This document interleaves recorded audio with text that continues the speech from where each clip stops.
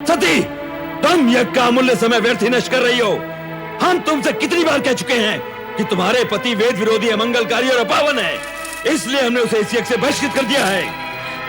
एक ही बात को बार बार दोहराकर हमारे क्रोध की अग्नि को प्रज्वलित न करो, या तो चुपचाप यज्ञ में भाग लो, अन्यथा चले जाओ यहां से, चले जाओ। दक्ष प्रजापति, आप मेरे पिता हैं। तनिक इतना तो सोचिए कि अपने पति के अपमान का परिमार्जन न कर पाने पर आपकी ये पुत्री शिव को क्या मुंह दिखाएगी? क्या मैं कैलाश लौटकर शिव से ये कहूंगी कि मैं आपकी निंदा सुनने वहां गई थी? शिव निंदा सुनने वाला भी शिव निंदा करने के समान नरक का पात्र होता है। तो जहां जाना है चली जाओ, तुम्हें रोका किसने है?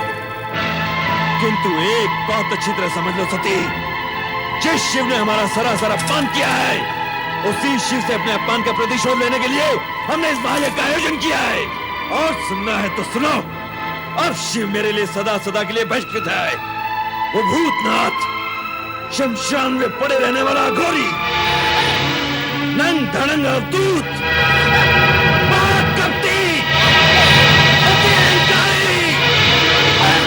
दक्ष प्रजापति, बस कीजिए। मैं पति निंदा नहीं सुन सकती, नहीं सुन सकती मैं पति निंदा, नहीं सुन सकती मैं पति निंदा, नहीं सुन सकती, नहीं सुन सकती, नहीं सुन सकती।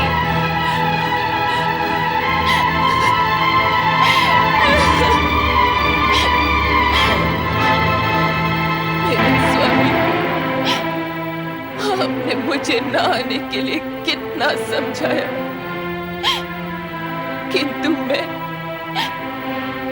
मैं मूढ़मती केवल पिता को दो बातें सुनाने के लोभ में यहाँ चली आई। उस समय मैंने ये न सोचा कि यदि मुझे पति के विषय में अपशब्द सुनने पड़ गए तो अब तो मैं अपने स्वामी को अपना मुंह भी नहीं दिखा सकती।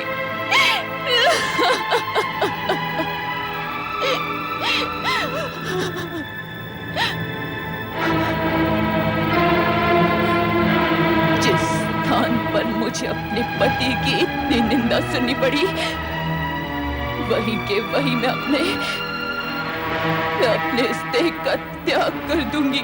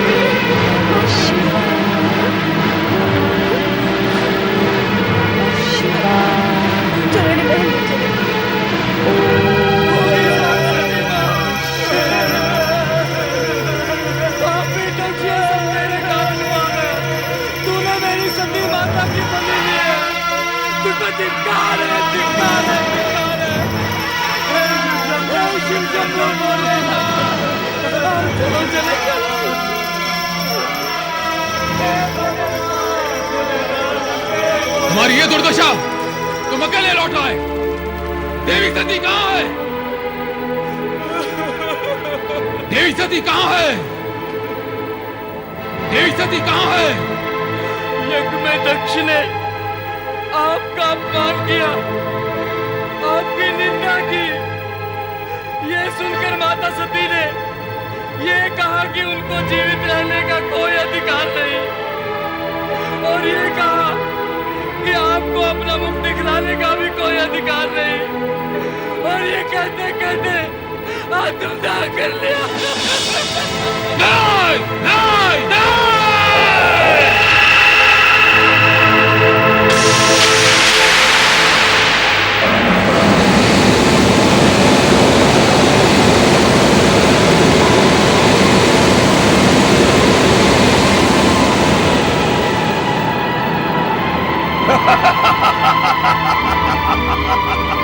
जय महारुद्र, मेरे लिए क्या आज्ञा है प्रभु?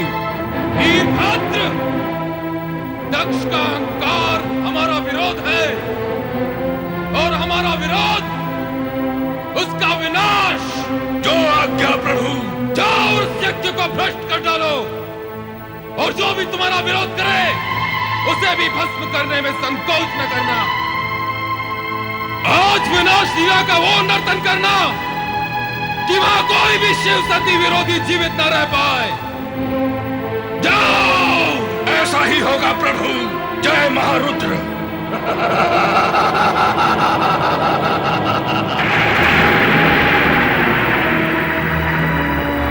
हे दुराचारी दक्ष, तेरे इस यज्ञ का विनाश हो जाएगा। तुझ पर दुर्भाग्य और विपत्तियों का आक्रमण होगा और उससे तेरी रक्षा करने का किसी ने प्रयत्न भी किया तो उसका अंत निश्चित है। कुछ ही समय में यहाँ विनाश का तांडव होने वाला है। विनाश का तांडव होने वाला है। विनाश का तांडव होने वाला है।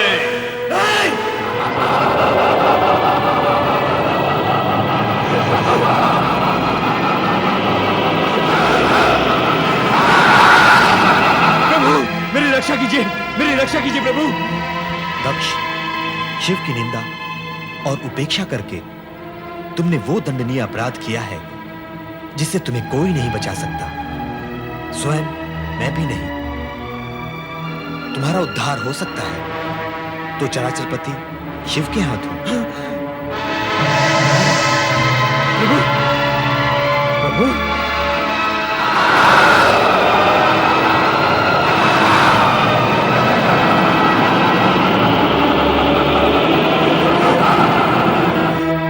प्रभु, अब इस संकट से आप मुझे उबारिए। मेरी सहायता कीजिए ऋषिवर, मेरी सहायता कीजिए। अपहताः शूराः रक्षांसि वेदी सदा।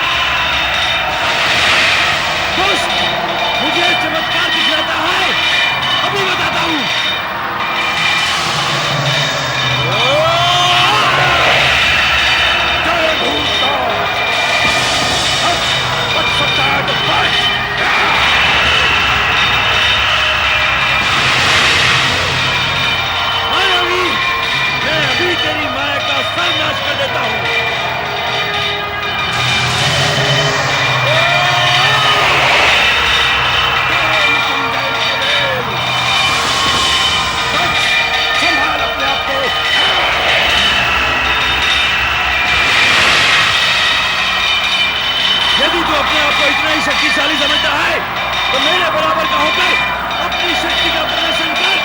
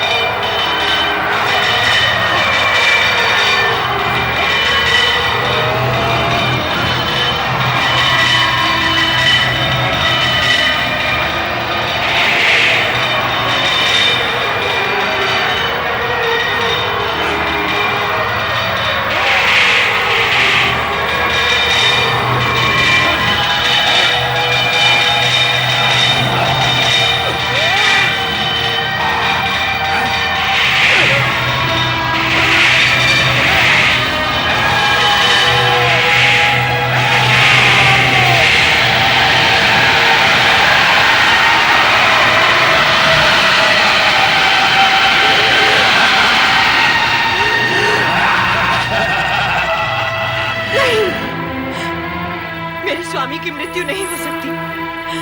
वे परमपिता ब्रह्मा के पुत्र हैं। उनकी मृत्यु नहीं हो सकती। उनकी मृत्यु असंभव है। तुम्हारा कथन मिथ्या है, मिथ्या। नहीं महारानी, ये सत्य है। प्रजापति महाराज दक्ष अब इस संसार में नहीं रहे। क्या मेरे स्वामी इस संसार में नहीं रहे? मेरा सुहाग मिट गया है।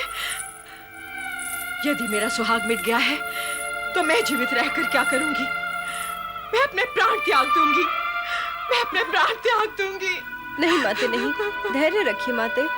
इतना दुखी मत होइए माते। नहीं, मेरे स्वामी के बिना मेरा जीवन व्यर्थ है। मेरा जीवन व्यर्थ है। मैं जीना नहीं चाहती। मैं जीना नहीं चाहती। मैं नहीं रहना चाहती। शांत हो जाइए माते, शांत हो जाइए। दक्ष प्रजापति जीवित हैं। क्या? मस्तक विहीन होने के उपरांत भी उनका शरीर निस्तेज नहीं हुआ है। शिव इतने कठोर नहीं माते कि किसी के प्राण हर ले। उन्होंने तो पिताश्री को केवल उनकी करनी का दंड दिया है। अब आप ये शोक त्याग दीजिए और शिव जी से प्रार्थना कीजिए कि वो शीघ्र से शीघ्र पिताश्री को पुनर्जीवित कर दें। मैं शिव से प्रार्थना करूं अपने पति को जीवन दान देने के लिए? मैं तो, क्या वो मेरी प्रार्थना सुनेंगे? हाँ माते, शिव शंकर दयालु हैं। वे अपने भक्तों की प्रार्थना अवश्य सुनेंगे। शिव ने ही तो हमारे पति को मृत्यु के मुख से बचाया था। क्या आपको ज्ञात नहीं माते? हाँ, तुम्हारे पति चंद्रदेव तो शिव के भूषण हैं, शिव के परम प्रिय हैं। इसीलिए शिव ने उन्हें जीवन दान दिया। परंतु मेरे पति तो शिव के द्रोही थे। मेरे पति के समान शत्रुता तो संसार के किसी प्राणी ने शिव के साथ न की होगी। ऐसे शिवद्रोही को भला शिव कैसे क्षमा कर सकते हैं? मैं किस मुंह से शिव से अपने पति के अपराधों की क्षमा मांग लूं रोहिणी? कैसे? इतने कठोर नहीं माते कि किसी के प्राण हर ले। उन्होंने तो पिताश्री को केवल उनकी करनी का दंड दिया है। अब आप ये शोक त्याग दीजिए और शिव जी से प्रार्थना कीजिए कि वो शीघ्र से शीघ्र पिताश्री को पुनर्जीवित कर दें। हर हर महादेव, हर हर महादेव। भवज्वरणी, महादेव तो करुणा के सागर हैं। उनकी जो सच्चे मन से प्रार्थना करता है उसे सब इच्छित मिल जाता है। प्रणाम देवर्षि। प्रणाम देवर्षि। देवर जी, उस दिन आपने कहा था आप कभी इस महल में चरण नहीं रखेंगे, किंतु आज आप मुझे सांत्वना देने यहाँ आए हैं अपना प्रण तोड़कर। नारायण नारायण। नारद अपना कर्तव्य कभी नहीं भूलता भावज्वरणी, चाहे फिर उसके लिए उसे अपना प्राण ही क्यों न तोड़ना पड़े। विश्वास रखो भावज, आपका सुहाग अखंड है और अखंड ही रहेगा। भ्राता दक्ष का धड़ यद्यपि निश्चेष्ट होकर यज्ञ भूमि में पड़ा है, फिर भी उसमें प्राण शेष है। और जैसे ही शिव जी की कृपा होगी, भ्राता दक्ष पुनर्जीवित होकर उठ बैठेंगे।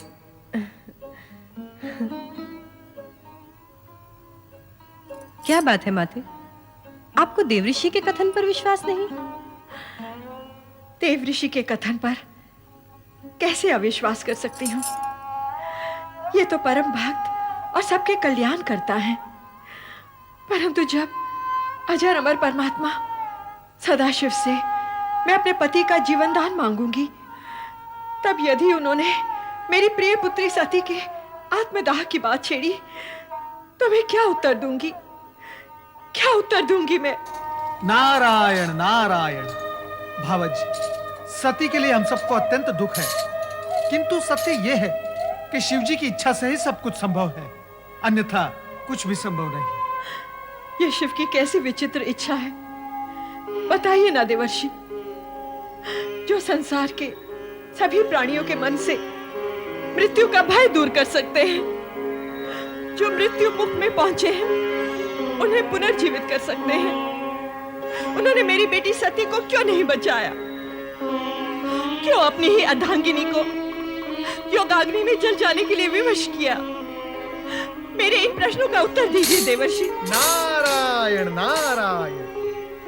आप शिव लीला से अपरिचित हैं भावज, इसलिए ऐसी बातें कर रही हैं। सती तो शक्ति का अवतार थी, मृत्यु तो उसे छू भी नहीं सकती थी। तो फिर सती ने अपने प्राणों का त्याग क्यों कर दिया? सामान्य नारी के समान अपनी देह का अंत क्यों कर दिया?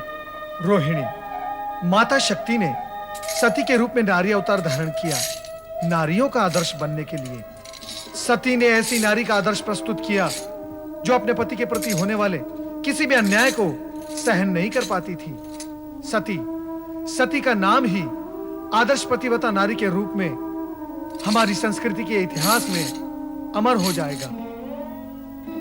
तात, मेरी सती भी शिव की कृपा से पुनर्जीवित हो सकती है? नहीं, सती ने यह आदर्श सामान्य नारी के लिए प्रस्तुत किया है, जो जन्म लेकर अपने पति के लिए प्राण त्याग करती है। अब सती अपने पहले वाले रूप में आपको नहीं प्राप्त होगी। वे अब शक्ति के रूप में अजर अमर हैं। वे न जन्म लेती हैं, न मृत्यु को प्राप्त होती हैं। वे शिव के समान शाश्वत हैं। वे शक्ति के रूप में जगत के कण कण में निवास करती हैं। माते, अब आप सती का शोक त्याग दीजिए। वो अब हमें सती रूप में नहीं, शक्ति रूप में दर्शन देंगी। क्यों देवऋषि? हाँ रोहिणी, ये सब शिव लीलाएं हैं जो हमें दिखाई दे रही हैं। शिव लीलाओं का रहस्य आज तक कोई समझ नहीं पाया, और जब तक शिव जी की इच्छा है तब तक ऐसी विचित्र लीलाएं करके वे संसार वासियों को चकित करते रहेंगे। भावज वीरणी, मेरी ये इच्छा है कि कैलाश जाकर आप भी ये शिव लीलाएं देखें और देवादिदेव महादेव के चरणों में अपना शीश नमाकर प्रार्थना करें। तब देखना शिव जी की दया का चमत्कार। भ्राता दक्ष अवश्य जीवित होंगे। हाँ, अवश्य जीवित होंगे।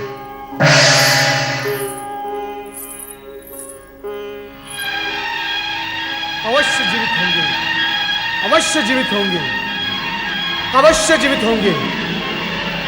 अवश्य जीवित होंगे। अवश्य जीवित होंगे।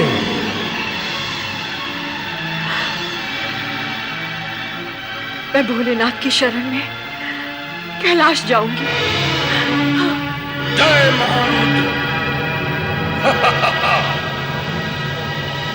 है महाबलयंकर, आपकी आज्ञा के अनुसार दुष्ट दक्ष का अंत कर दिया और उसके सर को काटकर यज्ञ कुंड में स्वाहा कर दिया। वीरभद्र, तुम मेरी आज्ञा का पालन कर धन्यवाद के पात्र हो गए हो। सभी गणों में सर्वश्रेष्ठ हो, यशस्वी भवा। जय महारुद्र।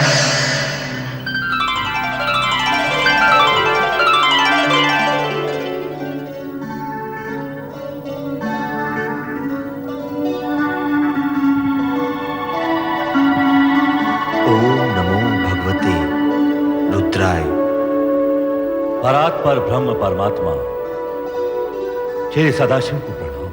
करुणा सागर भक्त वत्सल भगवान शिव शंकर को वंदन। हे चराचरपति सम्राट शिव शंकर, कृपा सागर, मैं वो दुर्भाग्यशाली स्त्री हूँ जिसने एक हाथ से अपनी पुत्री सती को खो दिया है और अब दूसरे हाथ से उस पति को खोने जा रही हूँ जिसका सिर विहीन शरीर तड़पता देखकर मुझ पर हर पल मृत्यु का पल होकर टूटता है। ये जानते हुए कि जो भी हुआ है उसके उत्तरदायी मेरे पति ही है, मुझे ये कहने का अधिकार नहीं कि मेरे पति को उन कष्टों से मुक्त कर दो और जीवन दान दो, किंतु इतना अवश्य कहूंगी कि उनके कष्टों का अंत कर दो, उनके कष्टों का अंत कर दो, उनके कष्टों का अंत कर दो, उनके कष्टों का अंत कर दो, उनके कष्टों का अंत कर दो, उनके कष्टों का अंत। हे सदाशिव, कष्ट का अंत आप कैसे करेंगे ये तो आप ही को ज्ञात होगा, किंतु मैं आपसे ये प्रार्थना अवश्य करूंगा कि दक्ष को जीवनदान मिले और अपूर्ण यज्ञ संपूर्ण हो सके। दक्ष से मेरा कोई बैर नहीं श्री हरि। जो हुआ, जो हो रहा है और जो होगा विधाता के संकेत के बिना असंभव है। अस्तु, आप सबकी इच्छा का सम्मान करते हुए मैं दक्ष को अवश्य जीवन दान दूंगा, अवश्य। पति की मृत्यु से पीड़ित और आहत वीरणी पत्नी की मृत्यु से पीड़ित और आहत शिव की शरण में आकर अपने सुहाग की याचना करती है। लोक कल्याणकारी शिव उसे अभयदान देते हैं और वीरणी के सुहाग की रक्षा हित यज्ञशाला में पहुंचते हैं। स्वामी, स्वामी, स्वामी, स्वामी कहाँ तुम? स्वामी,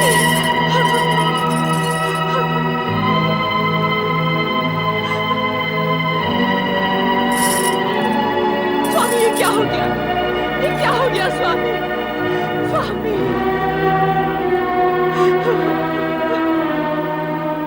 प्रभु कृपा कीजिए, कृपा कीजिए भोलेनाथ, कृपा कीजिए। प्रजापति दक्ष वृथा अभिमान से उपजे अपने भयंकर अपराधों का दंड तुम्हें मिल गया है। अब अपने अपूर्ण यज्ञ को पूर्ण करने के लिए तुम्हें अजामुख बनाकर नया जन्म दिया जा रहा है। तुम्हें यह मुख देने के पीछे तात्पर्य है कि इसे देखकर संसार वासियों को तुम्हारे कर्म सदा के लिए याद रहेंगे और वे अपने आप को ऐसे कर्मों से दूर रखने का प्रयत्न करेंगे। कल्याण प्रवत।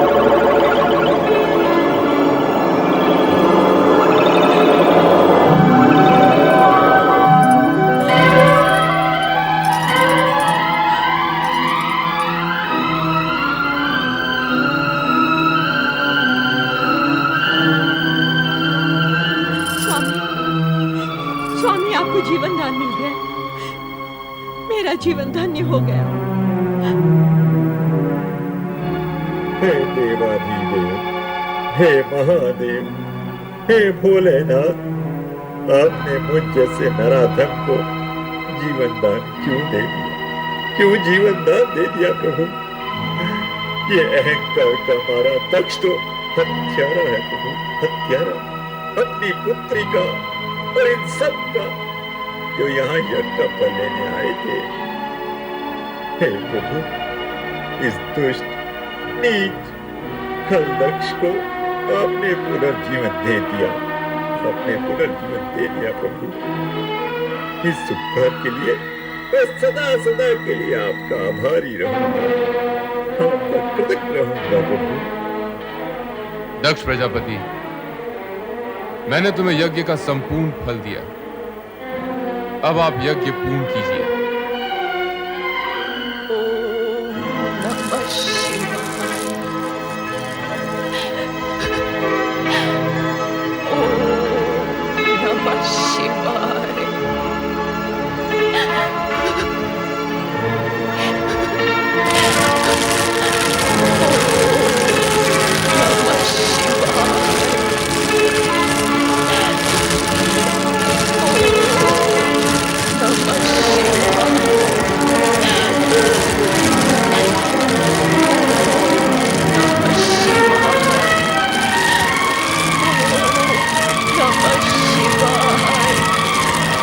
सती,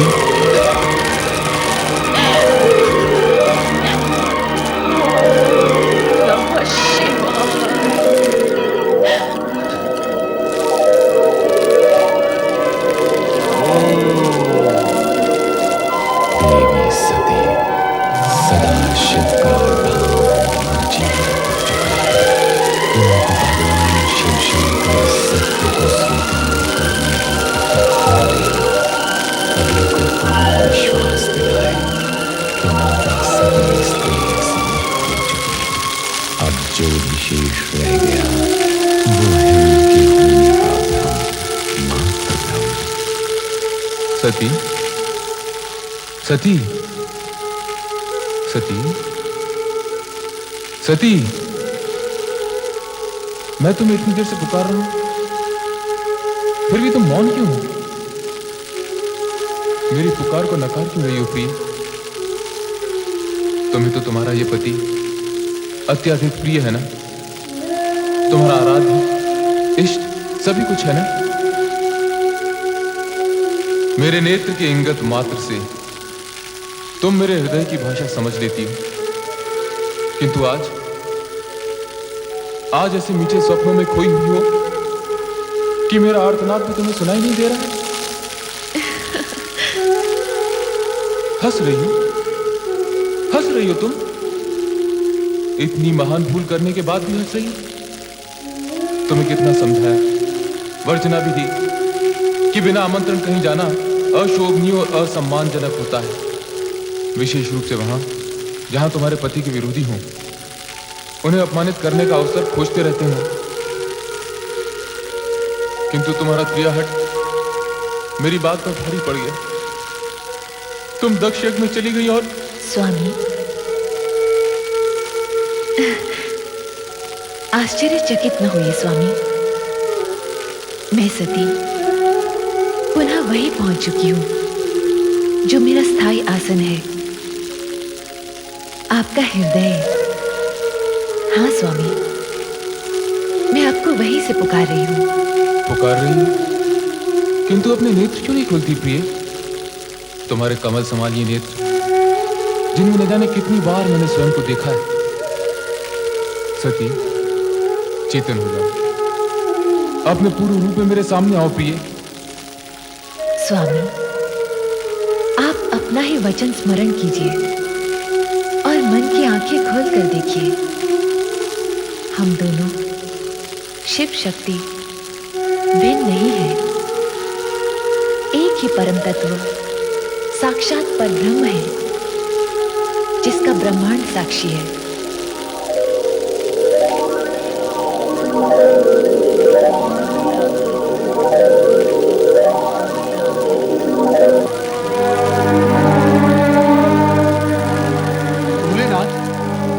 भोलेनाथ, नारद का प्रणाम स्वीकार हो। मंगल हो।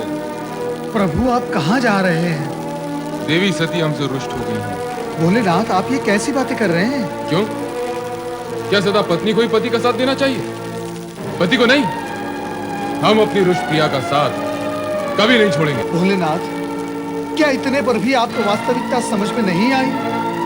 तुम हमारा समय नष्ट कर रहे हो नारद। तुम्हारी बातें सुनकर सती और अधिक रुष्ट हो जाएगी। रुष्ट?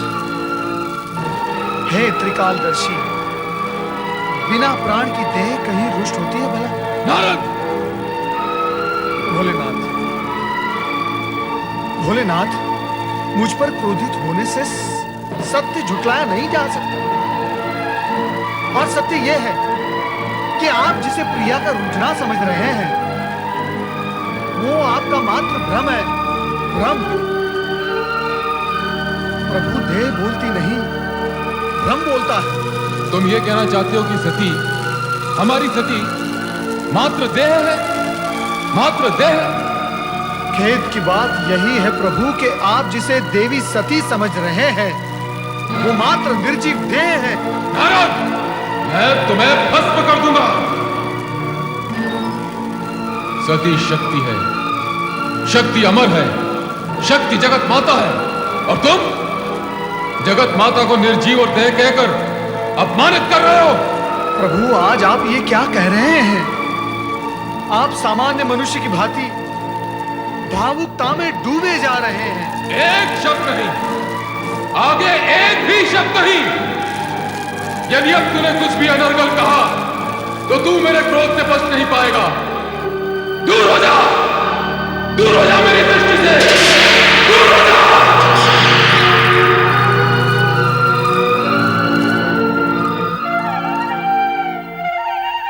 माता सरस्वती नमः।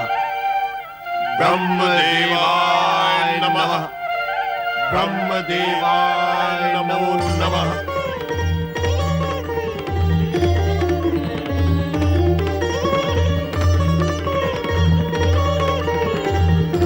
देवराज इंद्र एवं समस्त देवताओं का ब्रह्मलोक में स्वागत है। कहिए, कैसे आना हुआ? परमपिता, देवी सती के आत्मदाह के पश्चात श्री शिव शंकर उनका शव लेकर विक्षिप्त से यहाँ वहां विचरण कर रहे हैं। उनका क्रोध में रूप देखकर ऐसा लगता है कि कहीं उनका ये भाव इस सृष्टि का संहारक न बन जाए। और कहीं ऐसा हुआ तो आपकी रचना देखते ही देखते अस्तित्वहीन हो जाएगी। रक्षा कीजिए, सृष्टि की रक्षा कीजिए परमपिता, अन्यथा सृष्टि को नष्ट होने में कुछ ही क्षण शेष रह गए हैं। ये तुम क्या कह रहे हो नारद? हाँ परमपिता, मैं स्वयं देख कर आ रहा हूँ भगवान शिव का वो अकल्पनीय विनाशकारी रूप। विनाशकारी रूप? विनाशकारी रूप? शिव अर्थात मंगल, कल्याणकारी रूप विनाशकारी? मेरा तात्पर्य है ये जो उनकी विक्षिप्त अवस्था है वो ही विनाश लीला का कारण बनेगी। वो तो मानते ही नहीं कि माता सती आत्मदाह करके निर्जीव हो गई है। तुमने उन्हें समझाने की चेष्टा नहीं की? परमपिता की, परंतु उसकी प्रतिक्रिया स्वरूप उन्होंने मुझसे यह कहा कि तुम माता सती को निर्जीव कह रहे हो, मैं तुम्हें भस्म कर दूंगा। और बस मैं भयभीत होकर यहां चला आया। परमपिता, ये सब सुनकर तो ऐसा लगता है कि अब शिव का तीसरा नेत्र खुलने में अधिक विलंब नहीं है। और यदि ऐसा हो गया तो इस सृष्टि के भस्म होने में एक क्षण भी नहीं लगेगा परमपिता, एक क्षण भी नहीं लगेगा। अब आप ही कोई उपाय कीजिए और उन्हें शांत कीजिए। शांत कीजिए प्रभु, शांत कीजिए, शांत कीजिए प्रभु, शांत कीजिए। शांत देवगणों, शांत। इसका उपाय हमें श्री हरि विष्णु ही बताएंगे। चलिए वैकुंठ धाम। ये नहीं हो सकता महाप्रभु कि आप भगवान शिव शंकर को इस मोह से मुक्त न कर सके, किंतु आप तो। जो शिव स्वयं जगत के अधिपति और ज्ञान विज्ञान के अधिष्ठाता है, उन्हें कोई क्या समझाएगा? देवी देवता ही क्यों न हो, स्त्री पुरुष रूप पाकर और पाणी ग्रहण करने के बाद पति पत्नी बन जाने के उपरांत बिछोह इतनी सरलता से स्वीकार भी नहीं किया जा सकता। शिव को वास्तव में यह लग रहा होगा जैसे वो अपने अर्धांग से विलग हो गए हैं। ये दुख असहनीय है कमले। जगदीश्वर श्री हरि विष्णु की जय। महादेवी माता लक्ष्मी की जय। मंगल भव। ब्रह्मदेव, आप सभी देवता चिंतित दिखाई दे रहे हैं। आपको तो भली भांति ज्ञात है कि चिंता का विषय क्या है। हाँ, तो क्या सोचा आपने? सोचा तो कुछ भी नहीं, किंतु चिंतित हूं। ब्रह्मा, विष्णु और महेश तीनों एक दूसरे के पूरक हैं, तीनों एक दूसरे से जुड़े हुए हैं। तो सती मोह भंग कराने हेतु क्यों न हम शिव की आराधना करें? किंतु इससे क्या होगा प्रभु? शिव की विरह जनित उन्माद अग्नि को क्या आराधना का जल शांत कर पाएगा? आप ही कोई उपाय बताइए ब्रह्मा जी।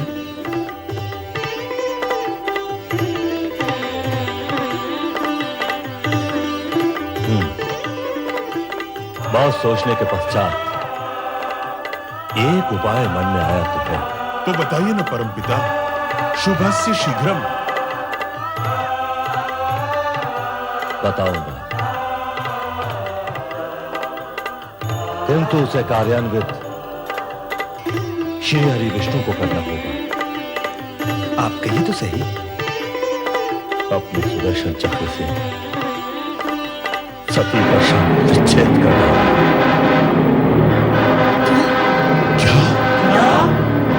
हाँ, शिव का सती मोह भंग कराने हेतु क्या आवश्यक है?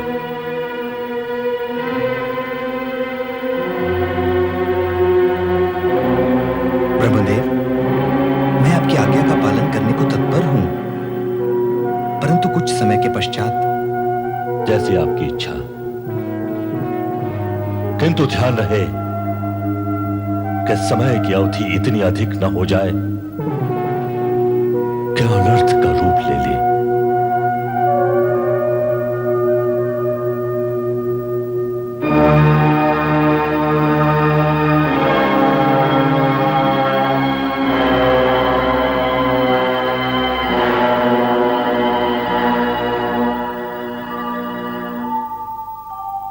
ओम नमः शिवाय। ओम नमः शिवाय। ओम नमः शिवाय। ओम नमः शिवाय। ओम नमः शिवाय। ओम नमः शिवाय। ओम नमः शिवाय। ओम नमः शिवाय।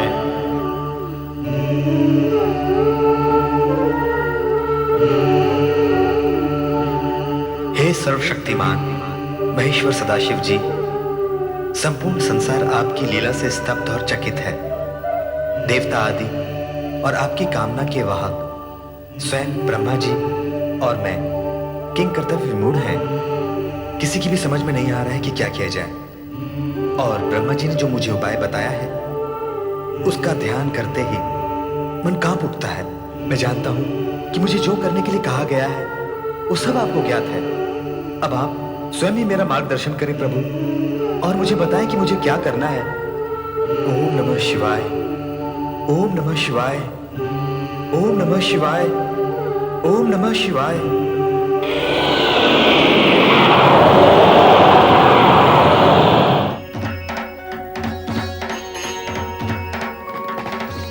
श्री हरि विष्णु,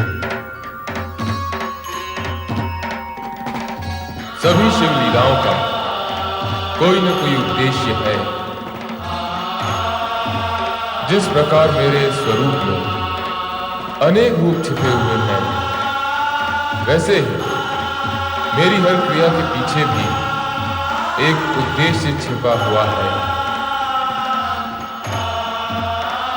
ब्रह्मा विष्णु दोनों में ही शिव का अंश प्रकाशित है।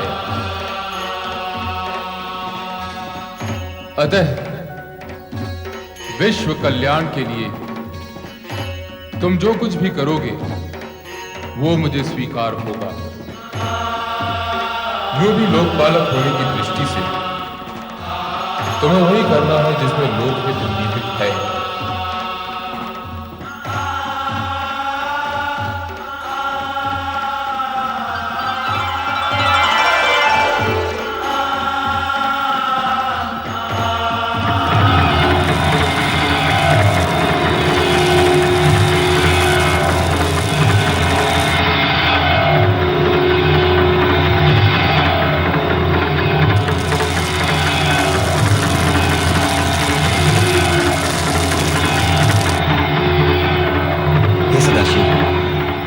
आपसे अनुमति तो ले ही ली है, परंतु एक निवेदन भी करता हूं कि इस सुदर्शन चक्र से देवी सती का शव विच्छेद मात्र सृष्टि समृष्टि की रक्षा करने हेतु ही कर रहा हूं, और समृष्टि की रक्षा दूसरे शब्दों में आपकी लीला को नया मोड़ देने का बहाना भी बनेगी।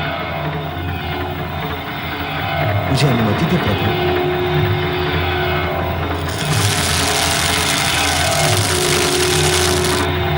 अंत में श्री हरि विष्णु ने सुदर्शन चक्र चलाया, जिसने शिव तत्पश्चात सती के चरण स्पर्श किए। चक्र ज्यों ही सती के मस्तक की ओर गया, एक तीव्र ज्योतिपुंज उभरा, जिसमें से प्रकाश की धाराएं भूमंडल की ओर जाने लगी। ये ही ज्योतिपुंज कालांतर में शक्तिपीठ कहलाए, और इस प्रकार आर्यावृत में 51 शक्तिपीठों की स्थापना हुई। माता शक्ति, जो भगवान शिव की पूरक है, ज्योति रूप में इन शक्तिपीठों में विद्यमान है। शिवजी ही सभी देवी देवताओं के आराध्य हैं। उनका ही नाम सदा स्मरण करने वाले ब्रह्मा आज ब्रह्मलोक में ओम नमः शिवाय पंचाक्षरी मंत्र के साथ साथ माता शक्ति का जप भी बार बार कर रहे हैं। ओम नमः शिवाय। ओम ऐं ह्रीं क्लीं चामुण्डायै विद्महे। ओम नमः शिवाय। ओम ऐं ह्रीं क्लीं चामुण्डायै विद्महे। प्रणाम परमपिता ब्रह्मा।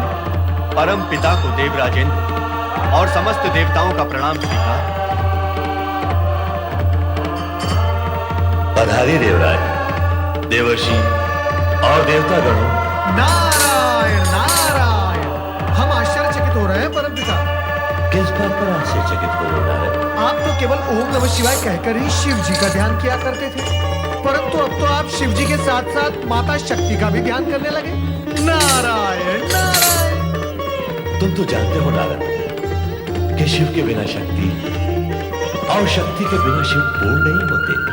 यदि ऐसा है तो पहले आप केवल शिव की ही आराधना क्यों करते थे परमपिता? उस समय माता शक्ति ने सती का अवतार ले लिया था, शिव संगिनी बन गई थी। शिव के लिए की गई आराधना अपने आप माता शक्ति के चरणों में पहुंच जाती थी। और अब सती विलीन होकर पुनः माता शक्ति में लीन हो गई। माता शक्ति अदृश्य रूप में भी सर्वत्र विद्यमान है। किंतु परमपिता, एक रहस्य हमारी समझ में नहीं आया। कैसा रहस्य? भगवान श्री हरि विष्णु के चक्र से माता सती की देह के 51 खंड हुए, जो आर्यवर्त पर गिरे। उन स्थानों पर 51 शक्तिपीठों की स्थापना हुई। इसका रहस्य क्या है? यह रहस्य तो सीधा और सरल है नारद। सती के शरीर के खंड खंड होते ही माता शक्ति की ज्योति प्रकाशित हो उठी।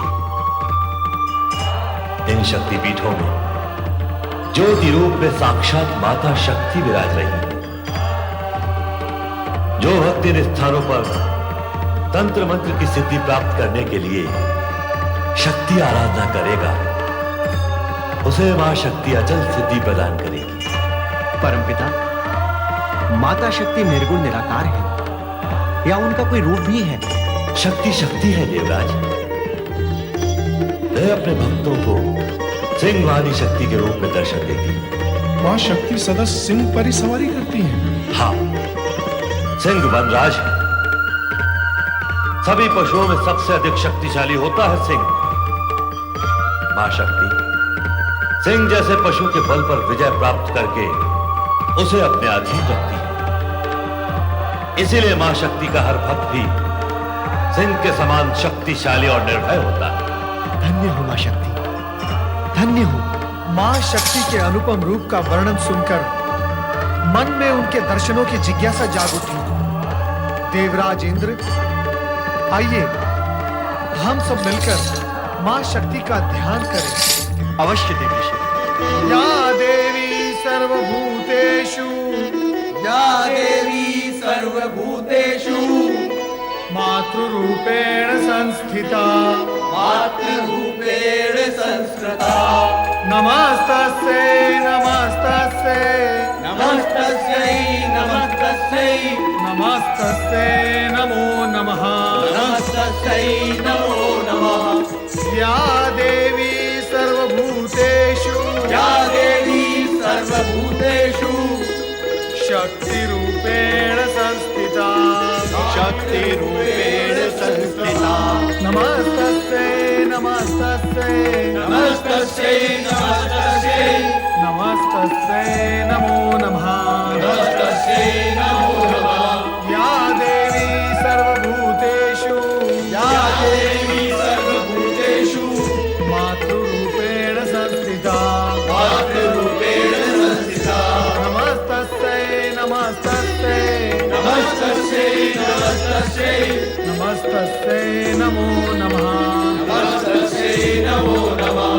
या देवी सर्वभूतेषु, या देवी सर्वभूतेषु शक्तिरूपेण संस्थिता, शक्तिरूपेण संस्थिता। नमस्तस्यै नमस्तस्यै नमस्तस्यै नमस्तस्यै नमस्तस्यै नमो नमः, नमस्तस्यै नमो नमः।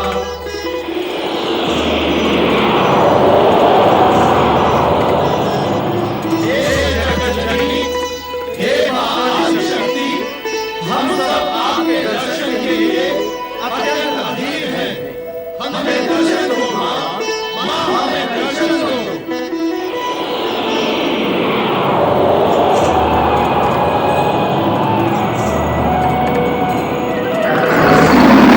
ऐंकारी सृष्टिरूपायै, ऐंकारी सृष्टि रूपाये, ह्रींकारी प्रतिपालिके, ह्रींकारी प्रतिपालिके, क्लींकारी कालरूपेणे, क्लींकारी काल रूपे, बीज रूपे नमोस्तुते, बीज रूपे नमोस्तुते। हे माता शक्ति, आप भगवान शिवशंकर की अभिन्न संगीनी हैं। आप पुनः सगुण अवतार लेकर कब दर्शन देंगे? शिव और शक्ति अभिन्न हैं। मैं शिव के अंदर ही समाई हुई हूँ और भक्तों की पुकार पर समय समय पर प्रकट होती रहती हूँ। किंतु हे शक्ति माता, हम सब ये जानने के लिए उत्सुक हैं कि आप पुनः कब अवतार लेंगे। उसके लिए तुम्हें लंबी प्रतीक्षा करनी होगी देवराज। जब घटनाएं नए मोड़ लेंगी और शिव को मेरी आवश्यकता प्रतीत होगी, तब मैं नारी रूप में अवश्य जन्म लूंगी।